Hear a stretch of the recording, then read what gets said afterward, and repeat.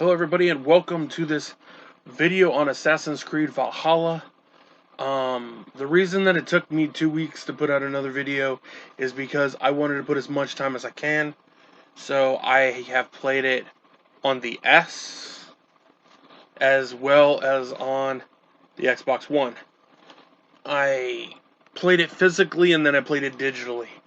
So what I'm going to do is go through, because I put a lot of time, a lot of hours so far into this game.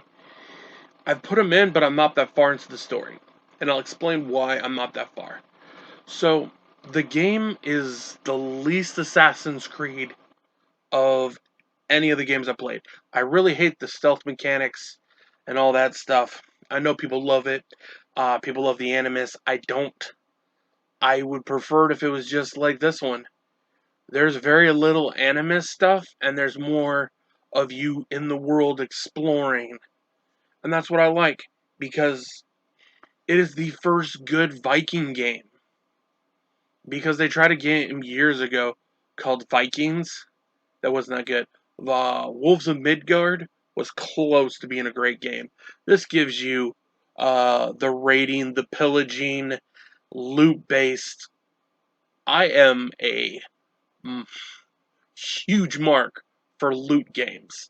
Games that really give you loot-based games. My hair's kind of Viking-esque right now. So is my beard. Um, but the game is so good, in my opinion. There are some things that I do not like, and I will go into those as well.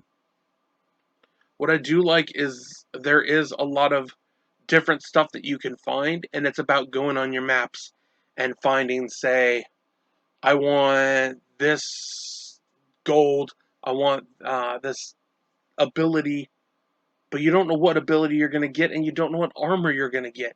You go out and you find. And then you have your long ship, and you have your horse, and the more stuff that you upgrade in your town, the better you can get. Like, I don't have a lot of stuff right now. I have the fishing one, which I haven't tried fishing yet. I have my stable as well, and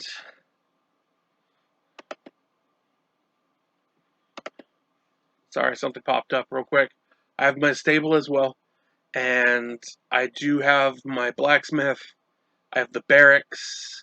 I have the brewery. I have the food. So I'm really trying to get a little bit of everything. And one of the things that I also like is you have a quest, but at any time you can veer off, and if you want to do the mystery or the wealth or the abilities, you can do that. And it's kind of like trial and error trying to find what you can do. I love raiding the monasteries. That is fun. I like all the little things that you can do to advance. Like, there's not one way to do something. If you want to be stealth, you can be stealth. If you want to go from different posts, like I've done a couple times with a bow and arrow, you can do that. I have two different arrows. One thing I would suggest everybody to do is, if you want to get the Spartan bow, connect to Ubisoft Connect, and you can get a Spartan bow for like 30 Ubisoft credits. You don't have to really do anything to get those credits. You just you get them for signing up. So I would do that. That's a really good bow. So I have that and the Predator bow. And I have a dual wield on uh, two-handed weapons, so that way I have two really good weapons, and that's good to find those weapons. Now, one negative that I have found already is that you have you don't have an ability to salvage weapons. You can't sell weapons, you can't salvage weapons. So you have all these weapons just listed, and you're constantly changing. I don't use shields. I'm not using daggers. So I have all these weapons I keep finding, all these armor pieces I keep finding, but you can't. I realize you find more weapons than you find armor. And as you're going through the game, you can find more stuff, but then looking for the obsidian that's out in the world. There's a lot of keys I keep finding, but I don't know what the keys go to. So I have like 9 keys right now. I went back to Norway to get a few more stuff. It's I love it that there's so much loot that you get distracted, because that means there's more to the game than just the standard story. But what I have noticed is if you go and explore on your own and then go do the story, you have a tendency to you're revisiting the same areas over and over again. So what I would suggest is literally you should go through the story more than I have been. The the story, if I go back and do it again, like I really think I should need to progress more because I've only completed two of the alliances, but I have been playing it a lot. Trying to progress and get better at what I'm trying to do. So I think the best thing for me to do would actually be to go through and keep doing that because it kind of makes you think, where's the story headed? Because there's a lot in here and I just don't know where it's going. But what I will say, when I was playing on the Xbox One, there was load times and there was some clipping issues here and there. But as I've been playing on the Series S, it doesn't have those problems. And it is a gorgeous game. I like the character of Ivar. I picked the male character because, I don't know, to me, like, a Viking's always been like a male. I haven't done the tattoo shop to, like, alter his appearance yet, but I do plan on doing that soon and just trying to see where the story progresses. It is a great game if you're all about loot based, and trying to find where to go next. And that's what I'm doing. I'm spending a lot of time on the battles, getting the XP up, getting the skill points. You can also, one good thing about this game is you can respec your skill tree at any time to see where you're going, because originally I didn't know that and I just kept going and I think I fucked up. So now I have it branching in different directions for more my play style.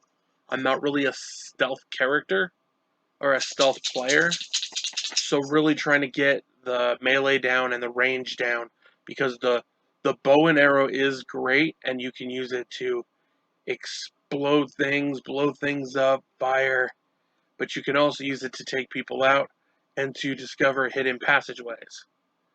So I think this game has a lot to offer, and I know sometimes Ubisoft puts people in the wrong direction. People are still like miffed about things they've done in years past.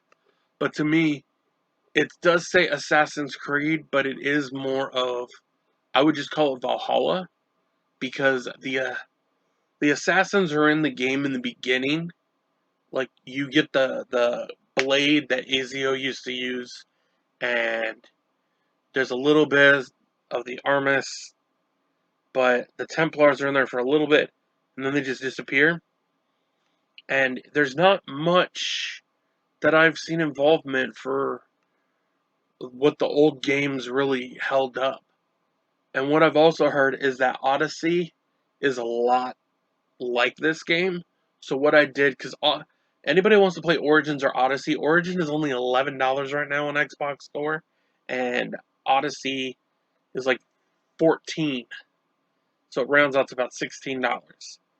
So, and you can even get the gold edition for 24 if you want to upgrade. So what I would do is the get the other games if you want to try them. If you were blinded by, say, all the other games going up to Origins, because I remember playing Origins, not playing much of it, but that one still had a lot of like Assassin's Creed type stuff. But this one also does have you can target people and go after them, which I haven't tried yet. I'm going to try and do that.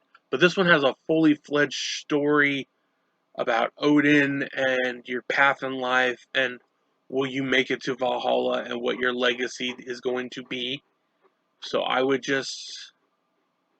really give this game a chance. I'll probably do another video when I'm further in the game.